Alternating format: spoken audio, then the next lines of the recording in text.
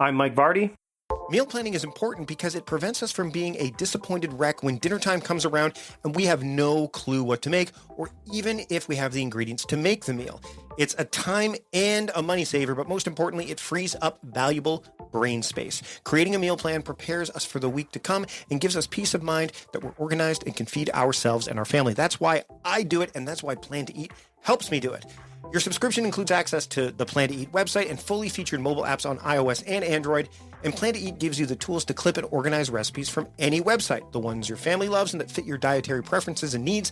And you can create a meal plan around your schedule. Then what happens is the Plan to Eat software automatically creates an organized shopping list based on your plan. So sign up for your free trial at plantoeat.com/timecrafting. That's plantoeat.com/timecrafting. The coupon will be automatically applied to your account and can be used when you're ready to subscribe. It's valid for new customers only. Give Plan to Eat a try today. And this is the Productivityist Podcast.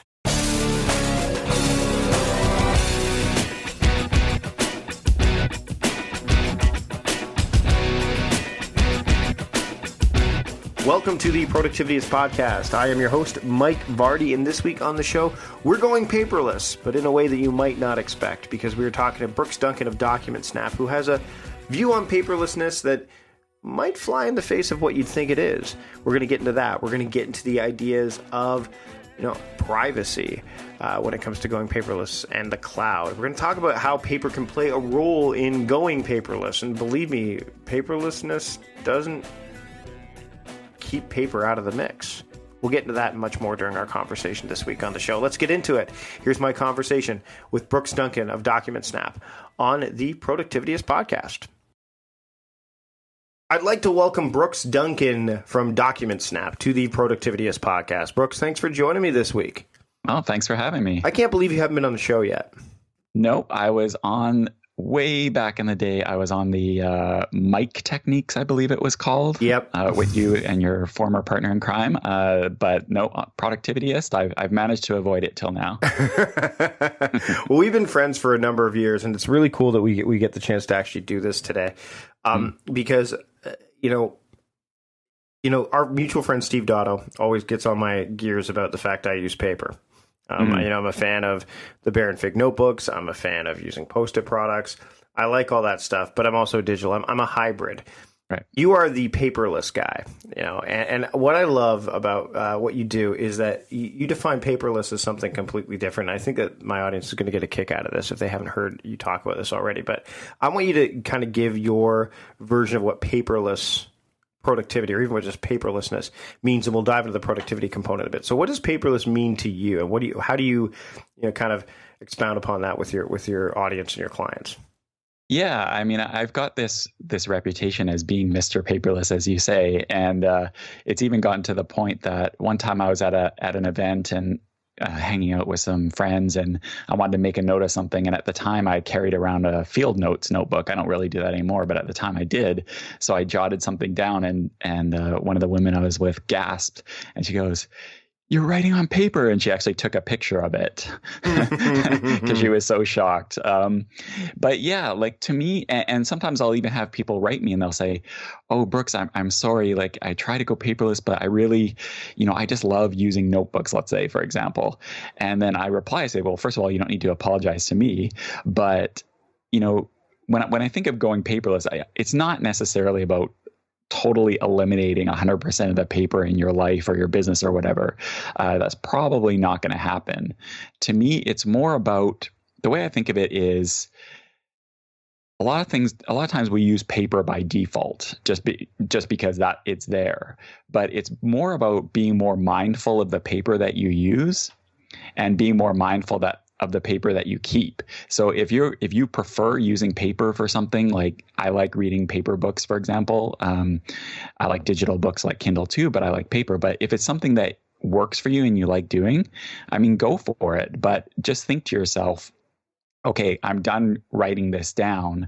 Now what am I going to do with it? Am I going to hold on to this paper? And maybe you want to, or would it be better to have it, say, in a digital format that's not taking up space and searchable later for that long-term storage? It's just kind of finding what works for you. So what paper you mentioned paper books, you mentioned how did you kind of get to the point where you really decided to explore the paperless world that you're kind of firmly entrenched in now? Yeah, well, the way it happened, I kind of fell into it actually. My wife and I were going through this big simplification phase after we had our second son. And we lived in this, kind of big house in one part of Vancouver. And we decided to move to a smaller townhouse in another part of Vancouver. And as we were doing that move, I'm lugging my big, heavy file cabinet that's stuffed to the gills with paper. I'm just thinking to myself, this is ridiculous. I don't need 90% of this paper, I'm sure.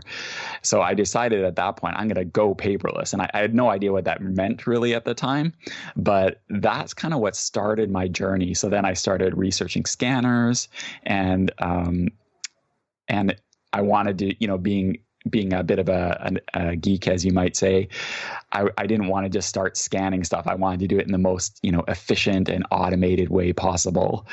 So that's when I started going down the rabbit hole of this stuff. And over time, it wasn't like some switch that I flipped and I decided all of a sudden I'm paperless. It was more, first I digitized the documents that I had, and then I started looking for other opportunities and did it that way. I still use paper for some things. For example, right in front of me, I have a piece of paper and I have a pen in my hand right now. And if I'm talking on the phone, I will jot down notes on paper because that works for me. I did tech support for a lot of years, and that's just a habit that I got into, is writing everything down as I'm talking. But I don't tend to keep that paper. Now, my wife, on the other hand, she isn't really that interested in digital tools. So one time I came home and she had a printed out Google Calendar stuck on the fridge. And I walked into the kitchen. I'm like, you're killing me here. You're going to totally ruin my reputation if people saw this. So it's all about finding what works for you. Where do you think people should start? Because a lot of people, what they'll do is they'll look at their desk and they'll see paper everywhere. Mm. And first off, they won't know what it is. And then secondly, they realize there's a lot of it. So where do you recommend people start when they do this kind of thing? Because I found, and I'm sure you have as well, where this is especially with tasks and to-do lists, is they throw everything into a task management app and assume it's going to do the work for them. It's like, it's all there now, so it's all digital. But where do you think people should start so that way they're not going to get overwhelmed with the process of going paperless, which is kind of ironic when you think about it? Yeah, no, absolutely. Absolutely. So there's a few things I would say. Number one, it can be really helpful to start with the new stuff coming in. So you've got this legacy, maybe like me, you had the bulging file cabinets, or maybe, like you say, you have the piles all over the place. I would start just focusing on new paper coming in and getting your system down, however that system's going to work, getting that down first and then tackling the older stuff. Because once you have your system down, starting with when you do tackle the older stuff, it'll go a lot faster because you have everything kind of down smoothly.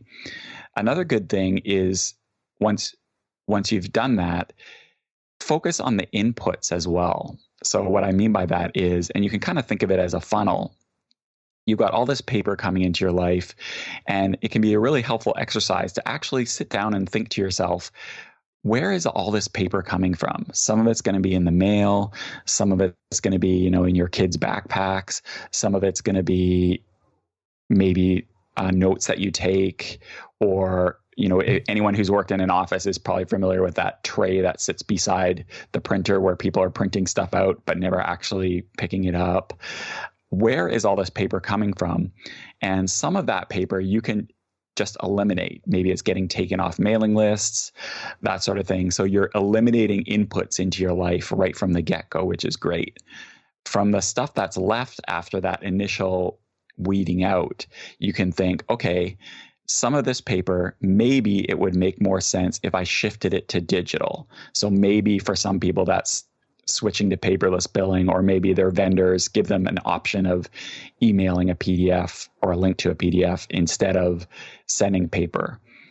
Or maybe there's other opportunities to shift that to digital.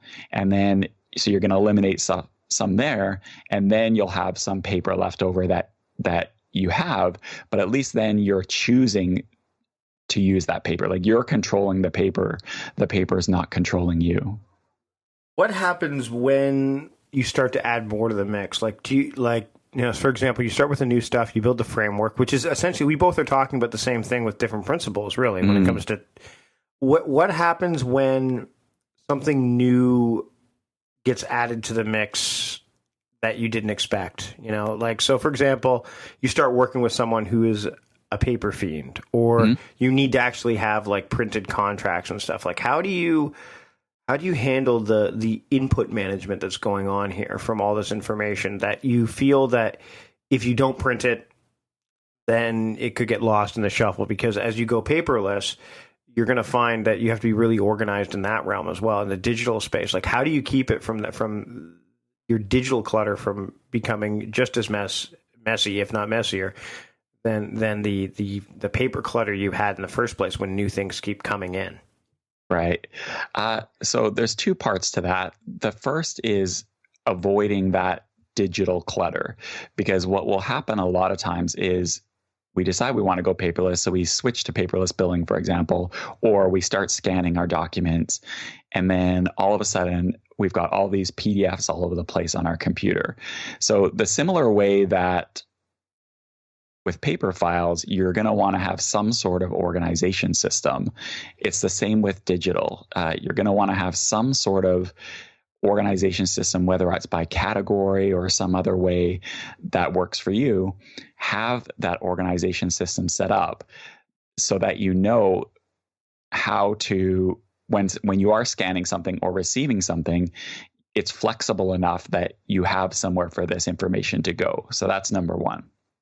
Number two, you made a good point about shifting to digital can have some repercussions and can lead to some other issues and this is a sticking point for a lot of people, especially when it comes to bills, for example.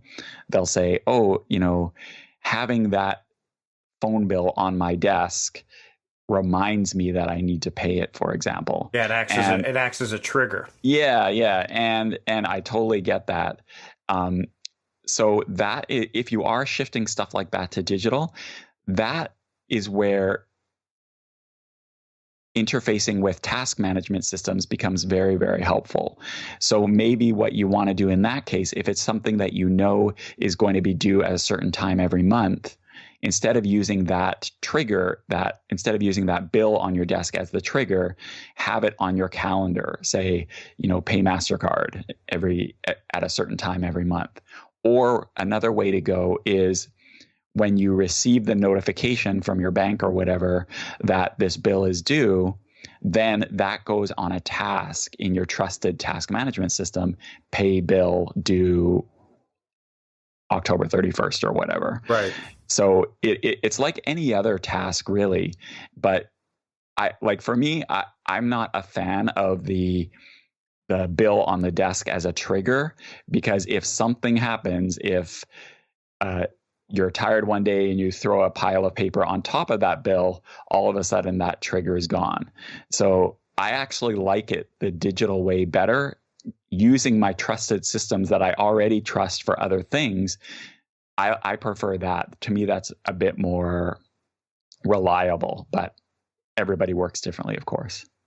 Right. Now, let's talk about the idea of getting things from, so I'm a big paper guy when it comes to I almost use these as like satellite entries. So for example, right now during I'm taking notes using pen and paper. I've got my, my notebooks and stuff in front of me.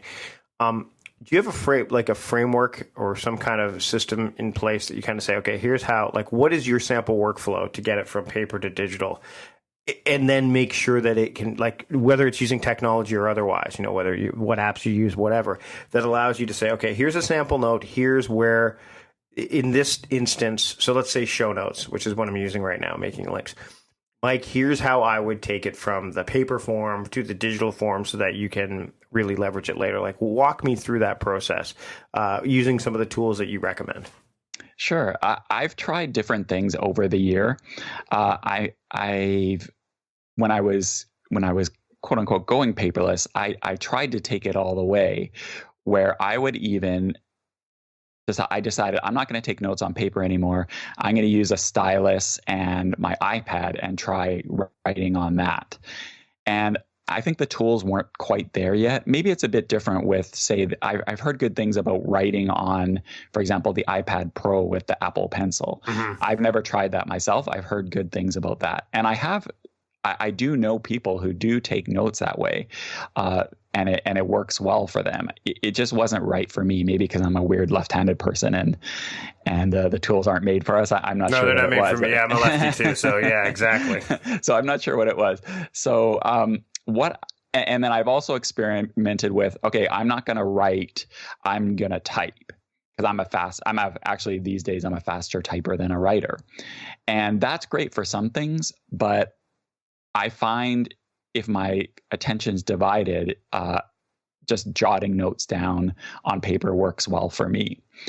So what happens after that is I like to capture it on paper, whether it's in a notebook or on, just loose paper at my desk or whatever. And then what I personally will do is I will scan that, usually using, if I'm at my desk beside my scanner, I'll use my scanner. If I'm not, I'll usually use my smartphone. In my case, it's an iPhone. And I like capturing, what works well for me is I like capturing information. I use Evernote for that. So what I'll do is I will write things on paper. I tend to use an app called Scannable for capturing handwritten notes. That's made by Evernote. It's just a fast and easy way to capture things to Evernote. The built-in document scanner in Evernote is very good as well. And so I will capture those to Evernote. And Evernote actually has pretty good, I know Evernote has had some challenges over the years lately, but I find for this particular use case, it still works really well. Evernote does very good handwriting recognition, surprisingly good, I would say. So what I will do is I will capture it. I tend to tag it. If it's an event or something like that, I'll give it a tag. And then it's there in Evernote if I ever need it. I've also heard good things. I'm not a OneNote user personally, but I've heard really good things about doing a similar thing, capturing paper using an app called Office Lens, which is made by Microsoft, and capturing that to OneNote. So that's another option if you're on the kind of Windows OneNote side of the fence. Okay, cool. Now, what about? I want to talk a bit about Evernote because I know you and I have used Evernote for a long time. You've got a class with Steve Dotto, right? Evernote Made Easy, right? I've had the way back the former I think he's the. And I'm going to screw this up, but Andrew, who worked at Evernote, was one of the higher ups there. He was on the show, and we talked about some of the changes that happened back then. Why do you think? And this is not a slam against Evernote at all, because I use it. But why do you think they're getting such a hard time? Is it because they were the only game in town and they were doing things in a way that people like the free options were fantastic, and now they're trying to make money and keep the thing, going strong? That's my opinion on it. But why do you think they're having a tougher go of it lately than they have in the past, in your opinion? Again, not knowing anything on the inside or whatnot. Right. Yeah. And same thing. Like I don't have somebody inside that I chat to about this stuff. Yeah, so exactly. Same as you. This is just my outside observation. I think you hit on a lot of it. I think they were the main game for a long time. They didn't really have too many natural competitors. And so they were able to grow to a really big scale. And I think there was kind of two problems that went on at the same time. And maybe these problems allowed them to get to this scale. I don't know. But number one, I think the company lost a lot of focus. So they would launch these other kind of unfocused apps. And also they would start, they started selling socks and wallets and backpacks and, all that sorts of stuff that you'd look at it and they would kind of justify this stuff in a way, but you'd think, is that really what you guys are supposed to be doing right now? So that was problem number one. I think they took their eye off the ball a little bit. Mm-hmm. But problem number two, going back to what you said about needing to make money, they also took a ton of funding to enable them to grow and scale.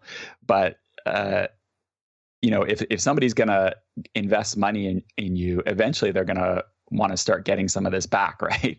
So there's been change in management, and I think the changes that they've been making are good. Whether you agree with there was a recent price increase, whether you agree with that price increase or not, I think the renewed focus on their actual note taking and central Evernote application. So they've kind of doubled down their focus on that. They've recognized that a lot of people want to use Evernote in conjunction with other services. So instead of trying to make Evernote do everything, they've now made it so it can interface with Google Drive, for example, because there are if somebody's working, for example, with large files, maybe Evernote's not the place for those. So they're not ignoring everything else. They're focusing on that. And they got rid of the marketplace and a lot of that stuff. So I think I'm still a believer in Evernote. I'm still a user, and I still like the product, but they're not the only game in town anymore. So that it's probably good for them too. Some competition is probably good for them. I want to talk about other options a little bit later in the Patreon component. So for Patreon listeners, they're going to be able to hear a bit more about other options. But I want to dive back into the notebook space. Mm-hmm. We're seeing a lot more of these digital / analog hybrid notebooks. Mm-hmm. Things like Slice Planner and interesting new technology like the Rocket Planner, the Rocket Wave, where it's a microwavable planner where basically you can take pictures of it, you've got notes, but then basically what you do is if you want to erase it, you microwave it and it erases. I don't know if you've seen this. No, I haven't seen that one.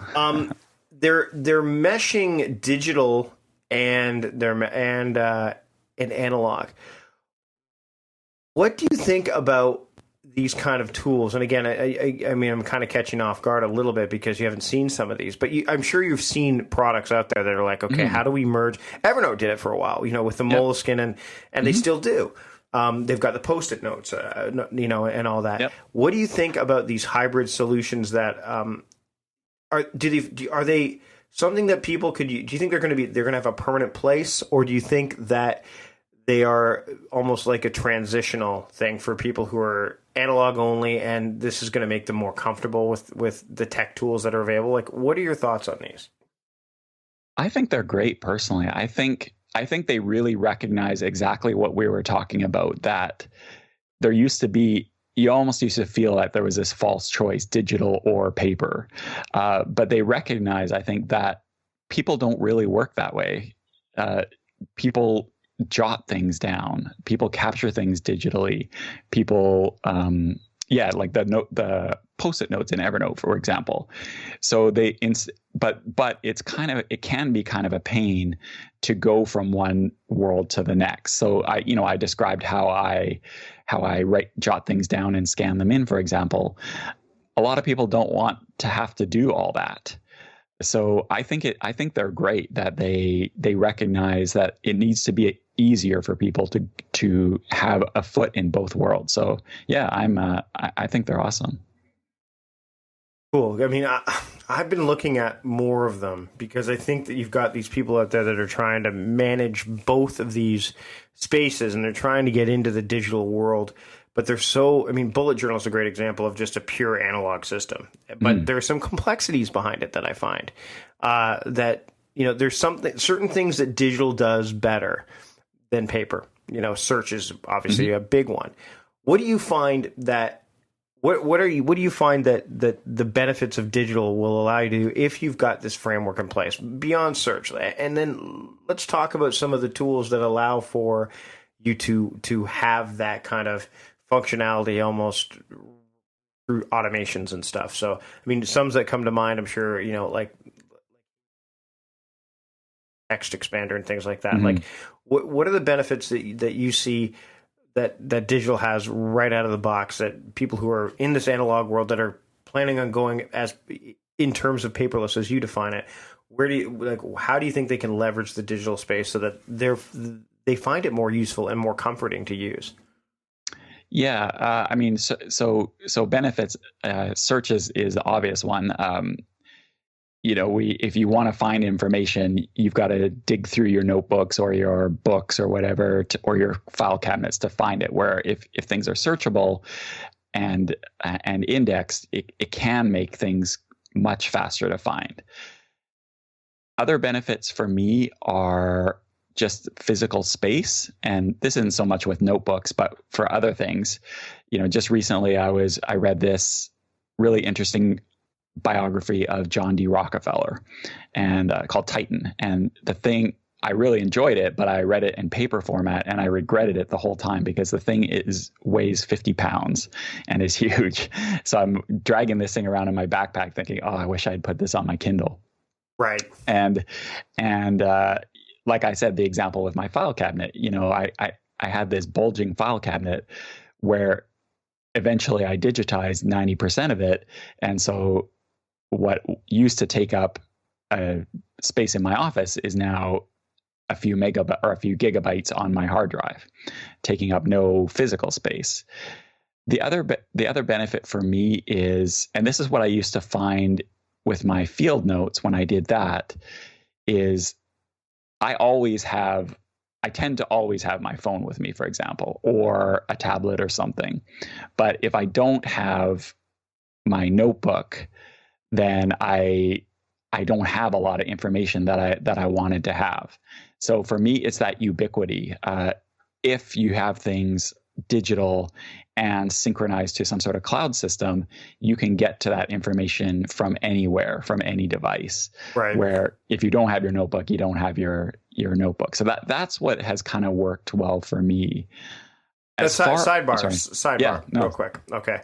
Because I find this, I carry notebooks with me wherever I go, right? Which we do. But why I also have my phone with me, my devices. I think that for me, capturing in paper when things are happening is more beneficial to me than putting them in the digital form. But digital is better for me for reviewing, researching, all that stuff. So I won't necessarily pull my phone out all the time, sometimes to write down a task or a note or an idea. But my notebook does that because I'm disconnected from the rest of the stuff that's on my devices, like email or Slack or whatever. Yep. Do you find you run into that problem when you're opening up? Like if you don't have a notebook with you, you grab your phone, you're like, oh, look, I've received 5 emails or I've got a Slack message or whatever. And it kind of derails you? I don't... Or are you disciplined? Are you disciplined enough that it's not an issue for you anymore? I was starting to say I don't really have that problem, but it's probably not true. I don't think there's a way, unless you're somebody who basically has all notifications turned off, and maybe a pristine home screen with just your capture, which maybe some of your listeners are this way. Right. You're right. You're definitely right about that. There are. On the flip side of all the benefits of digital, I said, there are benefits of paper, and what you described is one of them. You're not tempted to, you don't go to capture an important thought, and then you find 5 minutes later you're scrolling through your Facebook feed, seeing what your high school friends are up to. That is something that using notebooks definitely helps with, for sure. Let's go back to what you're diving into, though. I didn't mean to derail you there. It was something that I caught. I'm like, I want to address this before it goes away. No, it's good. I think the main thing I was going to say is, and this is one of the benefits of having a capture system if you are going to use digital, because there are a lot of apps and applications that. And this was especially true in the early days of these digital tools, is, you jot down notes or you capture a document or a receipt or something like that, and then it just lives in the app on your device. And nowadays, I think there's a lot of benefit for these capture apps that in the background will upload them to a cloud service, whether it's a cloud service managed by that app or, sending things to Google Drive or OneDrive or Dropbox or whatever you're using to synchronize, or Evernote, whatever you're using, because then, but you don't want to have to physically do it. You want it to just work in the background. Okay, so that brings up another point, is the privacy and security issues that come with going purely digital. Now, I mean, you're right. Someone could go in and grab your file cabinet and take it, and then they have everything. But the cloud, there's been some holes found in the cloud. We're hearing a lot of it with, as we're recording this, the election down in the United States, and all that stuff, right? So what do you say about the security concerns about going paperless? Yeah. Well, so despite everything I just said, it's totally your option whether you want to even upload things to the cloud.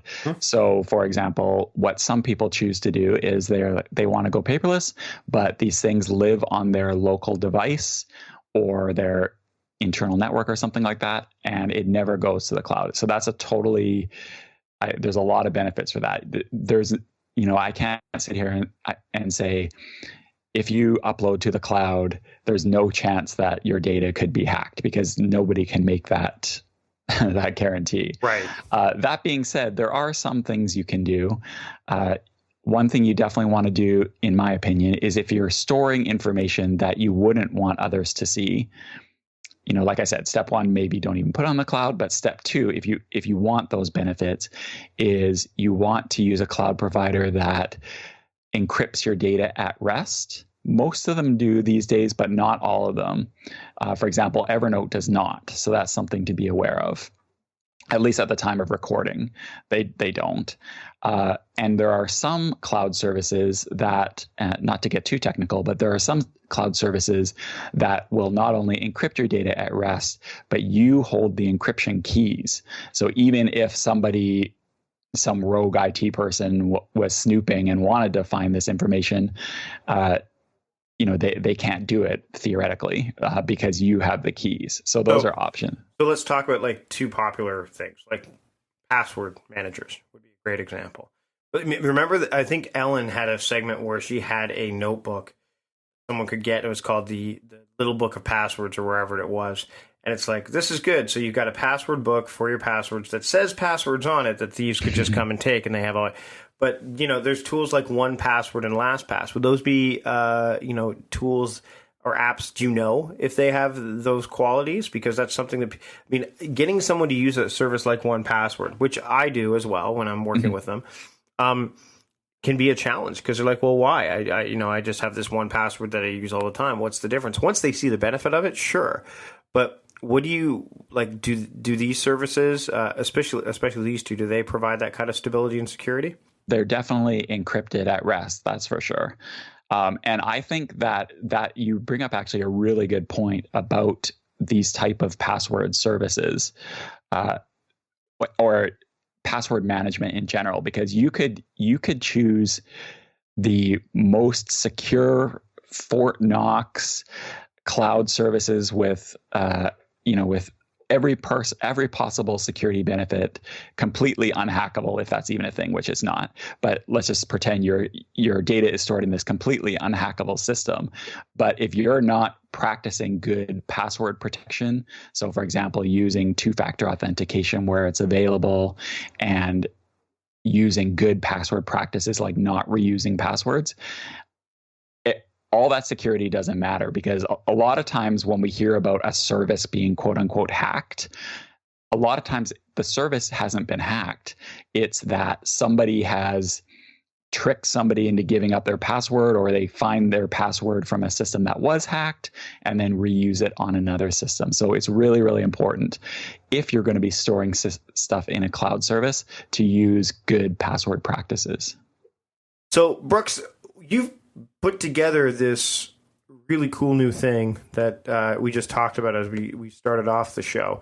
It's nice that we kind of brought privacy into the equation. Can you talk a little bit about this new paperless security guide that you've got ready to go? This podcast is actually good timing because I've just launched version 2 of my paperless security guide, because I would get a lot of questions about exactly what you're asking. How do I keep my documents safe and secure? And there's a lot of different things you want to look at when it comes to that. Backups, which are super important.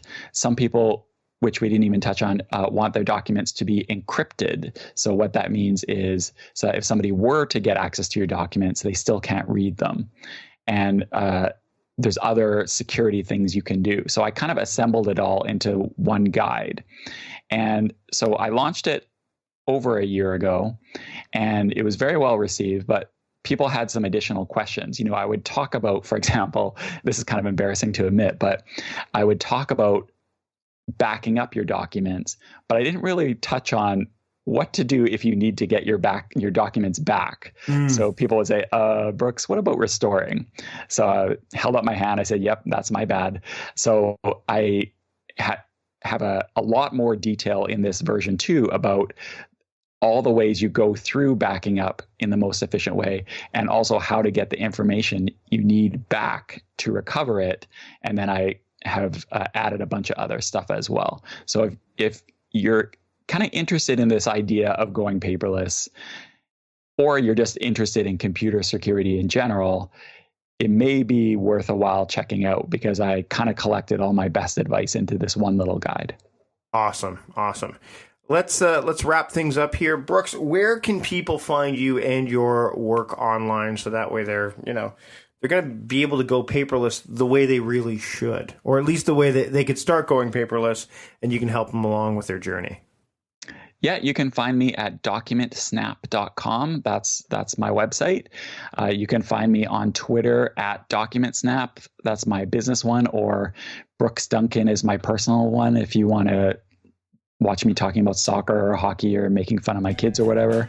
And yeah, I'm happy to answer any questions anyone has. Awesome. Thanks again so much for joining me this week, Brooks. Yeah, thanks for having me. And that about does it for this week's episode of the Productivityist Podcast. Do you want to learn about what we talked about during the show and dive deeper into the world of going paperless?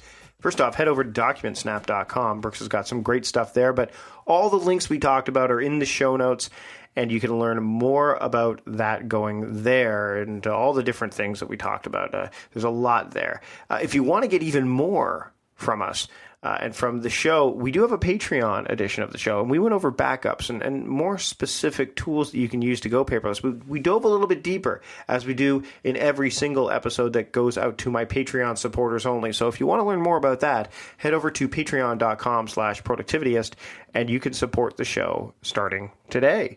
You can also help the show out by giving us a rate or review. That is a rating or review in iTunes. That will help us make the show even better. I get all the feedback, and I learn what I can do better and what you like, what you don't like. And it really does help make the show better week in and week out. Big thanks to John Polstra for putting this show together this week. We now have show notes that are being taken care of as well. So again, we're leveling up the show, and I'm glad that you joined me for the ride, whether it's just for this episode or for many episodes leading up to this point. Thanks again for listening. I'm your host, Mike Vardy, reminding you to stop guessing and start going.